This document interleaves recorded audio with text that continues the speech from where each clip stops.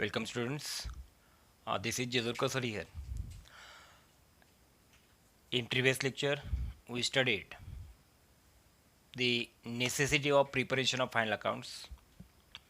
Today, we are going to learn trading account, meaning of trading account, as well as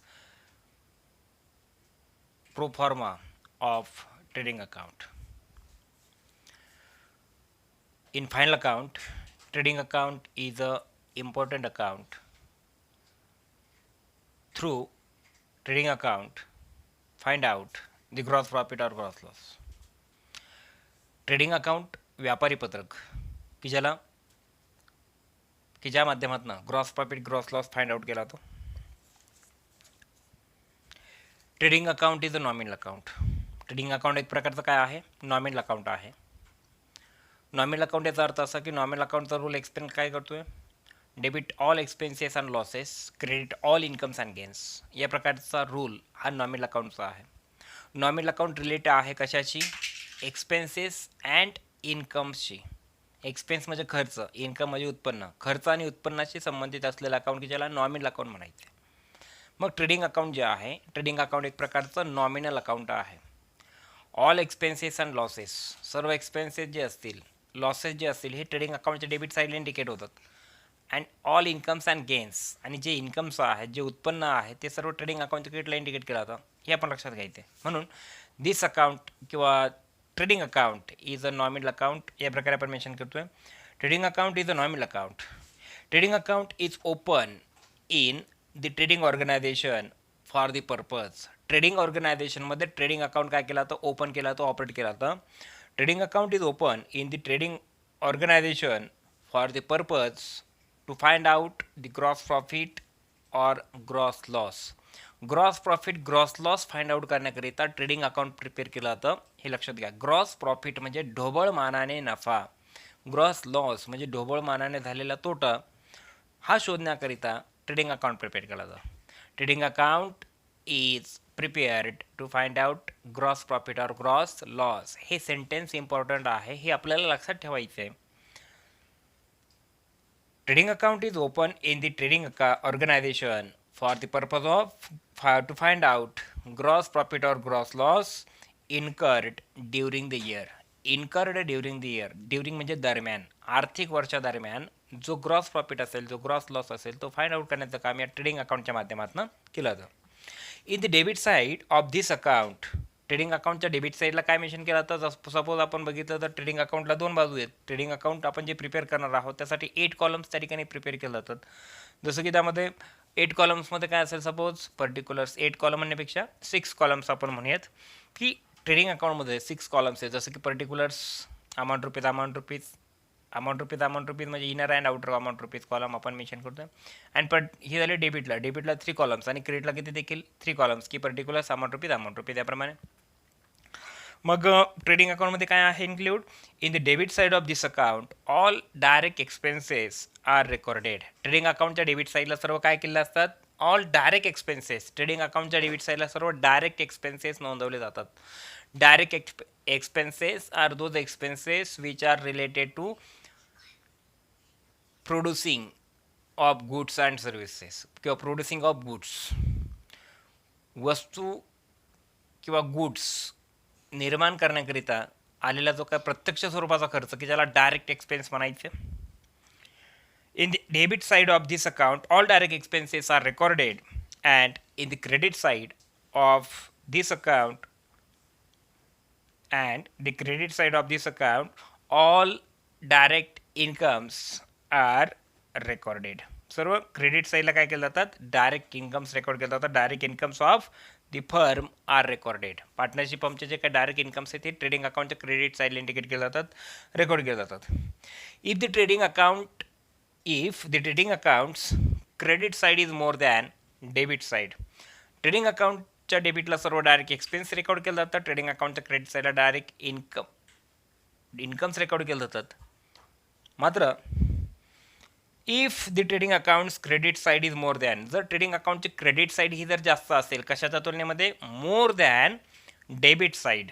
trading अकाउंटची credit side debit साईडच्या तुलनेमध्ये जर जास्त असेल, म्हणजेच डायरेक्ट इन्कम जर जास्त असतील, म्हणजेच इन्कम्स जास्त असतील, गेन्स त्या ठिकाणी एक्सेस असतील, जास्त असतील, तर अशा पद्धतीने if the trading accounts credit side is more than the debit side then account shows the gross profit and vice versa. Trading अकाउंटचं क्रेडिट साईड जर जास्त असेल तर ट्रेडिंग अकाउंटच्या माध्यमातून ग्रॉस प्रॉफिट इंडिकेट होतो. म्हणजे इन्कम जर एक्सेस असतील एक्सपेन्सेसपेक्षा तर ह्या सिच्युएशनला ग्रॉस प्रॉफिट म्हणून इंडिकेट केलं जातं. The gross profit or gross loss is transferred to profit and loss account. आणि हा जो ग्रॉस प्रॉफिट असेल किंवा ग्रॉस लॉस असेल, ट्रेडिंग अकाउंट एकतर ग्रॉस प्रॉफिट इंडिकेट करतं किंवा ग्रॉस लॉस इंडिकेट करतं. Excess of credit side of trading account indicate gross profit and excess of debit side of trading account indicate gross loss. या both of सिच्युएशनपैकी only one situation at a time actually त्या ठिकाणी express करण्याचं काम या trading अकाउंटच्या माध्यमातून केलं जातं. म्हणजे एकतर ग्रॉस लॉस फाइंड आउट होतो किंवा ग्रॉस प्रॉफिट फाइंड आउट होतो. मग दोन्ही जे काही ग्रॉस प्रॉफिट ग्रॉस लॉस जे असतील हे प्रॉफिट अँड लॉस अकाउंटला काय केलं जातं, ट्रान्सफर केलं जातात. ही असेल प्रॉफिट अँड लॉस अकाउंटमधील स्टेटमेंट किंवा process.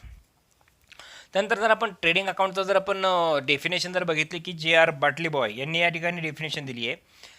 The trading account indicates the results of buying and selling of goods. Trading account is a result. Trading account indicates the result. Trading account काय इंडिकेट करतं? Trading account indicates the result of buying and selling. Buying म्हणजे खरेदी, selling म्हणजे विक्री. Buying and selling of goods, वस्तूंची खरेदी आणि विक्री ही या ट्रेडिंग अकाउंटच्या माध्यमातून काय केलं जाते, इंडिकेट केलं जाते. The trading account indicates the result of buying and selling of goods while की ज्यावेळेला preparing this account, trading account ज्यावेळेला प्रिपेअर केलं जातं त्यावेळेला सर्व प्रकारच्या buying and selling of goods रिगार्डिंगच्या ज्या सर्व एंट्रीज आहेत त्या या ट्रेडिंग अकाउंटच्या डेबिटला इंडिकेट केल्या जातात. The general establishment charges are ignored. Actually त्यामध्ये जनरल इस्टॅब्लिशमेंट जे काही चार्जेस आहेत ते काय केलं जातात, या अकाउंटमध्ये इग्नोर केले जातात, ते त्या ठिकाणी टाळले जातात, नाकारले जातात. And only the transactions related to goods are included. Goods related transactions फक्त ट्रेडिंग अकाउंटमध्ये काय केले जातात, इन्क्लूड केले जातात. हे आपण लक्षात घ्यायचे आहे. तर ह्या पद्धतीने ट्रेडिंग अकाउंटची जी काही डेफिनेशन दिली J.R. बाटलीबॉय यांनी ती आपण या ठिकाणी लक्षात घेतली आहे. म्हणजे एक ट्रेडिंग अकाउंट इज किंवा trading account indicates the result of buying and selling of goods while preparing this account the general establishment charges ignored किंवा general establishment charges are ignored and only transactions related to goods are included. goods related transactions फक्त या trading अकाउंटमध्ये काय केलं जातात, ते include केले जातात. हे आपण अभ्यासलं.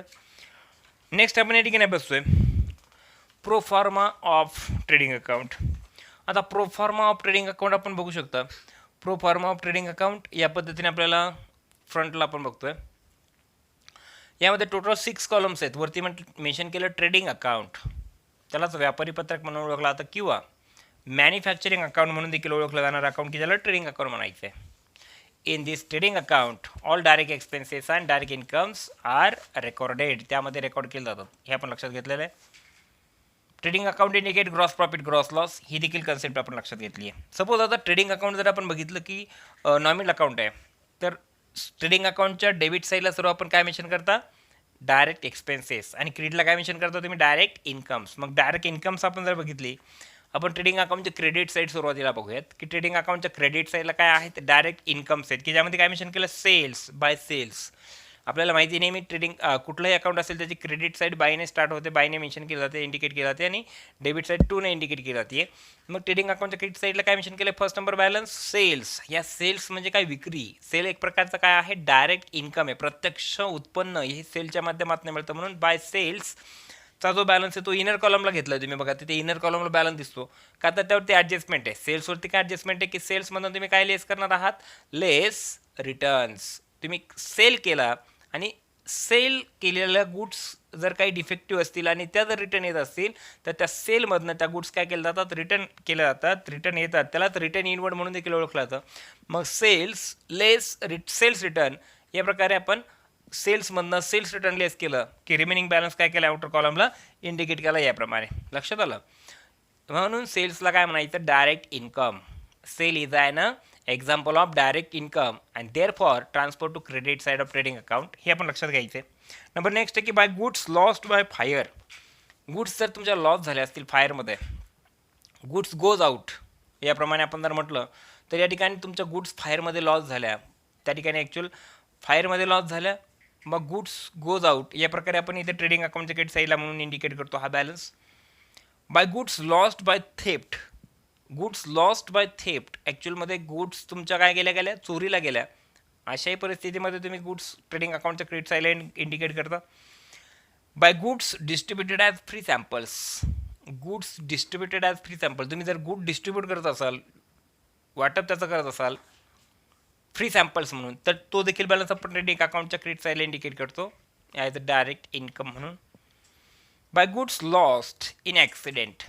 ॲक्च्युअली तुमच्या गुड्स अपघातामध्ये जर त्या ठिकाणी काय झालं लॉस झाल्या, ॲक्च्युअली नष्ट झाल्या, डॅमेज झाल्या, तर अशा प्रकारे देखील ट्रेडिंग अकाउंटच्या क्रेडिट साईडला तुम्हाला या प्रकारचा इफेक्ट त्यामध्ये नोंदवायचा आहे.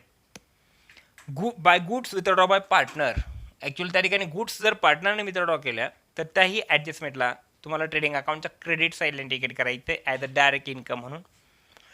आणि स्टॉक क्लोजिंग स्टॉक नेहमी ट्रेडिंग अकाउंटच्या क्रेडिट साईडला इंडिकेट करायचा आहे याप्रमाणे. Closing stock by closing stock याप्रमाणे ट्रेडिंग अकाउंटच्या क्रेडिटला इंडिकेट करायचा असतो. आणि नंबर लास्ट असेल by gross loss. By gross loss credit साईडला काय लिहिला का, तर डेबिट साईड काय आहे एक्सिस आहे. डेबिट साईड काय आहे एक्सिस आहे. जसं की तुम्ही या ठिकाणी बघू शकता, सपोज हे ट्रेडिंग अकाउंट आहे याप्रमाणे, ठीक आहे. क्रेडिट साईडला सर्व काय direct incomes by direct incomes. Suppose direct incomes 1000 आहे, ठीक आहे. डायरेक्ट इन्कम्स 10,000 समजूयात फार तर, जसं मी फॉर एक्झाम्पल दिलं. आणि डेबिट साईडला सर्व काय आहेत to direct expenses. Direct expenses suppose किती आहेत 15,000 रुपीज. मग डायरेक्ट एक्सपेन्सेसची व्हॅल्यू काय बॅलन्सिंग काय येईल तुमची या ठिकाणी आउटर कॉलममध्ये 15,000. इकडे देखील किती येईल या ठिकाणी 15,000 याप्रमाणे. म्हणजे लक्षात घ्या जर डेबिट साईड डायरेक्ट एक्सपेन्सेस जर 15,000 आहे तर निश्चितपणे काय होतं या ठिकाणी axis of direct expenses over direct incomes. 15,000 रुपये हा एक्सपेन्स आहे, 10,000 रुपये तुमचा काय आहे इन्कम आहे. मग या ठिकाणी जो 5,000 रुपीजचा जो बॅलन्स डिस्टन्स असेल दोन्हीमधला याला पण काय म्हणणार बाय ग्रॉस लॉस. याला काय तुम्हाला लक्षात घ्यायचं ग्रॉस लॉस. ही कन्सेप्ट लक्षात घ्या. ग्रॉस लॉस समजला याप्रमाणे. ग्रॉस लॉस म्हणजे काय excess of debit side of trading account over credit side. Trading अकाउंटची एक्सिस आहे डेबिट साईड. डेबिट साईडमध्ये काय सर्व एक्सपेन्सेस आहेत. एक्सपेन्सेस काय आहेत एक्सिस आहेत. एक्सिस म्हणजे जास्त आहेत कशाच्या तुलनेमध्ये ओव्हर दी डायरेक्ट इन्कम्स. 10,000 रुपये हा काय तुमचा इन्कम आहे आणि 15,000 रुपये काय तुमचा एक्सपेन्स आहे. मग एक्सपेन्स जर 15,000 10,000 जर तुमचा इन्कम असेल तर 5,000 तुमचा काय झाला या ठिकाणी लॉस झाला की ज्याला तुम्ही काय म्हणता ग्रॉस लॉस समजता. तो याप्रमाणे तुम्ही इंडिकेट करता. म्हणजे तुम्हाला या ठिकाणी काय मेन्शन केलं आहे ट्रेडिंग अकाउंटच्या क्रेडिटला काय. आता सपोज तुम्ही बघू शकता ट्रेडिंग अकाउंटच्या क्रेडिट साईडला काय मेन्शन केलं by gross loss carried down याप्रमाणे. लक्षात आलं. ही असेल ट्रेडिंग अकाउंटची क्रेडिट साईड की याला सर्वांना डायरेक्ट इन्कम म्हणून इंडिकेट केलं जातं. आता आपण ट्रेडिंग अकाउंटच्या डेबिट साईड बघतोय की त्यामध्ये टू ओपनिंग स्टॉक. लक्षात घ्या नेहमी ओपनिंग स्टॉक ट्रेडिंग अकाउंटच्या डेबिट साईडला इंडिकेट केला होता. जसं की to opening stock amount directly outer कॉलमला ट्रान्सफर होते. नंबर नेक्स्ट आहे टू परचेसेस. परचेसेस म्हणजे खरेदी. पर्चेसेस असतील नेहमी ट्रेडिंग अकाउंट डेबिटला इंडिकेट करायचे हे तुम्ही या ठिकाणी लक्षात घ्यायचं आहे. पर्चेसेसमधनं देखील तुम्ही काय करता लेस. पर्चेसेसमधनं काय मेन्शन केलं लेस रिटर्न आउटवर्ड. तुम्ही जर गुड्स परचेस केल्या त्यात काही डिफेक्टिव्ह गुड्स असतील काही त्यामध्ये दोष असेल तर तुम्ही गुड्स काय करता रिटर्न करता परत. मग त्याला रिटर्न आउटवर्ड म्हणायचं आहे. मग परचेस मायनस किंवा परचेस लेस रिटर्न आउटवर्ड. मग जो बॅलन्स रिमेनिंग राहतो तो तुम्ही काय केला आउटर कॉलमला परचेसमधनं लेस करून आउटवर्ड लेस करून जो बॅलन्स असेल तो आउटवर्ड तुम्ही ट्रान्सफर केला याप्रमाणे. टू नंबर नेक्स्टचा बॅलन्स आहे to carriage inward. Carriage inward actually तुम्ही त्या ठिकाणी मार्केटमधनं गुड्स तुमच्या किंवा रॉ मटेरियल तुम्ही काय केलं मार्केटमधनं तुमच्या प्रोडक्शन सेंटरपर्यंत काय केलं त्याचं ट्रॅव्हलिंग केलं. त्याच्यासाठी गेलेला कॅरेज त्याच्यासाठी गेलेला वाहतूक खर्च की त्याला कॅरेज इनवर्ड म्हणायचं आहे. मग कॅरेज इनवर्ड काय आहे गुड्स रिगार्डिंग आहे म्हणून त्याला डायरेक्ट एक्सपेन्स म्हणून आपण इंडिकेट करायचं ट्रेडिंग अकाउंटच्या डेबिट साईडला. ठीक आहे. नंबर नेक्स्ट आहे टू फ्राईट म्हणजे देखील काय की एक प्रकारचा खर्च, direct expenses, this expense regarding to goods. Freight म्हणजे देखील वाहतूक खर्च, वाहतुकीशी संबंधित असलेला खर्च की ज्याला फ्राईट म्हणून ओळखला जातं. टू डॉक चार्जेस हा देखील डायरेक्ट एक्सपेन्स म्हणून आपण ट्रेडिंग अकाउंटच्या डेबिटला इंडिकेट करतो याप्रमाणे. टू कस्टम ड्युटीला देखील डायरेक्ट एक्सपेन्स म्हणून ट्रेडिंग अकाउंटच्या डेबिट साईडला मेन्शन करायचं आहे. To wages, productive manufacturing wages, actually जे प्रोडक्टिव्ह वेजेस असतील, मॅन्युफॅक्चरिंग वेजेस असतील, वेजेस म्हणजे ॲक्च्युअली थोडक्यामध्ये मजुरी, ठीक आहे, जी लेबरला पे केली जाते त्यांना तुम्हाला डायरेक्ट एक्सपेन्स म्हणून या ठिकाणी लक्षात घ्यायचं आहे. To wages and salaries, actually wages and salaries म्हणजे मजुरी आणि पगार या सर्व प्रकारचे कन्सेप्ट की ज्याला काय म्हणायचं तुम्हाला डायरेक्ट एक्सपेन्स म्हणून लक्षात घ्यायचं आहे. टू इम्पोर्ट ड्युटी की आयात शुल्क की ज्याला तुम्हाला डायरेक्ट एक्सपेन्स म्हणून देखील या ठिकाणी लक्षात घ्यायचं. तुम्ही गुड्स अदर कंट्रीमधनं त्या ठिकाणी काय करता, इम्पोर्ट करता की ज्यावरती तुम्ही ड्युटी पे करता. इम्पोर्ट ड्युटीला देखील तुम्हाला डायरेक्ट एक्सपेन्स म्हणून लक्षात घ्यायचे. नंबर नेक्स्ट आहे टू कोल, कोक, गॅस, मोठी power, oil, water and grease. Actually हे सर्व डायरेक्ट एक्सपेन्स आहे. तुम्ही गुड्स ॲक्वायर किंवा गुड्स प्रोड्यूस करण्याकरिता या सर्व रॉ मटेरियलचा ॲक्च्युअली त्यामध्ये यूज करता. जसं की वॉटर असेल, ऑइल असेल, ग्रीस असेल, मोठी पॉवर असेल, कोल असेल, कोक असेल. कोल म्हणजे कोळसा, गॅस, कोल, गॅस, मोठी पॉवर, ऑइल, वॉटर, ग्रीस या सर्व प्रकारच्या इंधनाच्या माध्यमातून प्रोडक्शन हे घेतलं जातं म्हणून या सर्वांना काय म्हणायचं डायरेक्ट एक्सपेन्स. ठीक आहे. नंबर नेक्स्ट आहे टू रॉयल्टी ऑन प्रोडक्ट किंवा टू रॉयल्टी ऑन परचेस किंवा टू रॉयल्टी ऑन प्रोडक्शन. प्रोडक्शनवरती जर रॉयल्टी असेल तर त्याही रॉयल्टीला काय म्हणून लक्षात घ्यायचं आहे डायरेक्ट एक्सपेन्स म्हणून समजायचे. नंबर नेक्स्ट असेल to primary packing charges. Actually जे प्राथमिक स्वरूपातील जे काही पॅकिंग चार्जेस आहेत, बांधणी खर्च म्हणतो आपण त्याला, तो देखील आपल्याला डायरेक्ट एक्सपेन्स म्हणून या ठिकाणी इंडिकेट करायचं आहे. To factory lighting and heating, फॅक्टरीची factory regarding all expenses regarding किंवा factory regarding all expenses always refer to the debit side of trading account. हे तुम्ही लक्षात घ्यायचे. ट्रेडिंग अकाउंटच्या डेबिटला सर्व फॅक्टरी रिगार्डिंग एक्सपेन्स आपण इंडिकेट करायचे आहेत. Factory rent and rates, factory insurance या प्रकारचे सर्व एक्सपेन्सेस तुम्ही ॲज अ डायरेक्ट एक्सपेन्स म्हणून ट्रेडिंग अकाउंटच्या डेबिटलाच इंडिकेट करायची, ही बाब लक्षात घ्या. To works manager salary actually जो काम करून घेणारा की जो इतरांकडनं काम करून घेणारा, लेबरकडनं काम करून घेणारा की त्याला वर्क्स मॅनेजर म्हणून ओळखला जातं की त्याला जी सॅलरी दिली जाते तो डायरेक्ट एक्सपेन्स म्हणून आपण या ठिकाणी लक्षात घ्यायचं आहे. आणि सर्वात लास्टमध्ये मेन्शन केलं to gross profit carried down. Gross profit carried down ही कन्सेप्ट परत लक्षात घ्या. आता ग्रॉस प्रॉफिट कॅरीड डाऊनचं काय मिनिंग होतं यामध्ये, सपोज डायरेक्ट इन्कम्स काय असतील यामध्ये एक्सेस असतील, कशाच्या तुलनेमध्ये डायरेक्ट इन्कमच्या सोबत, याप्रमाणे डायरेक्ट एक्सपेन्सेसच्या सोबत इथं काय असतील टू डायरेक्ट एक्सपेन्सेस. ठीक आहे. आता डायरेक्ट एक्सपेन्सेस किती आहे सपोज 2000 आणि डायरेक्ट इन्कम्स किती आहे सपोज 30,000. तर बॅलन्स नंबर काय आहे तुमची 30,000, इकडे देखील काय असेल 30,000 याप्रमाणे. तर अशा पद्धतीने डायरेक्ट इन्कम्स काय तुमच्याकडे 30,000, डायरेक्ट इन्कम तुमच्याकडे 30,000चे आहेत याप्रमाणे. आणि डायरेक्ट इन्कम एक्सपेन्सेस किती 20,000, म्हणजे इन्कम हा 30,000 आणि एक्सपेन्स किती 20,000. याचा अर्थ 10,000 रुपीजचा जो काय असेल हा तुमचा काय असणार आहे प्रॉफिट असेल याप्रमाणे. म्हणून axis of credit side of trading account over debit side is non as a gross profit. याला ग्रॉस प्रॉफिट म्हणायचं. म्हणून ट्रेडिंग अकाउंटच्या डेबिट साईडला लास्टला काय मेन्शन केलं to gross profit carried down याप्रमाणे. आणि लास्टला तुमच्या ट्रेडिंग अकाउंटच्या दोन्ही बोथ ऑफ साईड्सला ट्रेडिंग अकाउंटमध्ये बॅलन्सिंग वगैरे इंडिकेट केलेल्या आहेत. ठीक आहे. आता आपण ट्रेडिंग अकाउंटच्याही संदर्भामध्ये काही वर्किंग की ज्यामध्ये नोट्स दिले आहेत की ज्यामध्ये काय मेन्शन केलं in the case of combine term of wedges and salaries. जर वेजेस अँड सॅलरीज जर तुम्हाला दिलेली असतील combinedly, following treatment should be given. तर खाली दिलेल्या ज्या काही ट्रीटमेंट्स आहेत त्या तुम्हाला काय करायच्या फॉलो करायच्या आहेत हे लक्षात घ्या. की ज्यामध्ये नंबर फर्स्ट दिलं आहे when the item wages and salaries is given. जर तुम्हाला वेजेस अँड सॅलरीज त्या ट्रायल बॅलन्समध्ये बॅलन्स जर दिलेला असेल तर काय करायचं आहे when the item wages and salaries is given in which wages are appearing first. म्हणजे वेजेस जर त्या ठिकाणी फर्स्ट अपेअर म्हणून असेल, ॲक्च्युली वेजेस अँड सॅलरीज म्हणून असेल, wages are appearing first, it should be transfer to trading account debit side. Wages and salary ही concept असेल आणि वेजेस जर स्टार्टिंगला असेल वेजेस अँड सॅलरी याप्रमाणे तर तुम्हाला या प्रकारचा बॅलन्स हा ट्रेडिंग अकाउंटच्या डेबिट साईडला आहे तर डायरेक्ट एक्सपेन्स म्हणून इंडिकेट करायचा, ही पहिली गोष्ट लक्षात घ्यायची आहे. आणि पुढे काय मेन्शन केलं आहे, number B, when the item salaries and wages, आणि जर सॅलरीज अँड वेजेस या प्रकारचा जर बॅलन्स असेल तर या प्रकारचा बॅलन्स कुठे ट्रान्सफर करायचा, when the item salaries and wages is given in which salary appear first, यामध्ये सॅलरी हा फर्स्ट नंबरला प्रेफरन्स दिला आहे सॅलरीला, appear first it should be transferred to profit and loss account debit side. तर salaries and wages असेल तर तुम्हाला प्रॉफिट अँड लॉस अकाउंटच्या डेबिट साईडला बॅलन्स ट्रान्सफर करायचा असतो. मात्र वेजेस अँड सॅलरीचा जर बॅलन्स दिला असेल तर ट्रेडिंग अकाउंटच्या डेबिट साईडला बॅलन्स इंडिकेट करायचा असतो. तर मला असं वाटतं या पद्धतीने आपण ट्रेडिंग अकाउंट लक्षात घेतलं.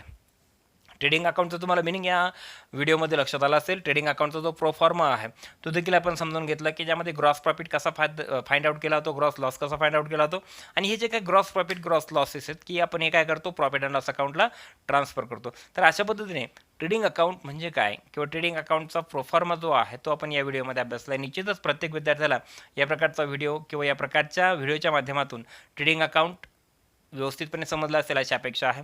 व्हिडिओ आवडल्यास लाईक सबस्क्राईब करायला विसरू नका. लेक्चर फर्स्ट टू एंडपर्यंत बघितल्याबद्दल थँक्यू. नेक्स्ट व्हिडिओमध्ये आपण अभ्यासणार आहोत profit and loss account with proforma of profit and loss account. ठीक आहे, तोपर्यंत थँक्यू.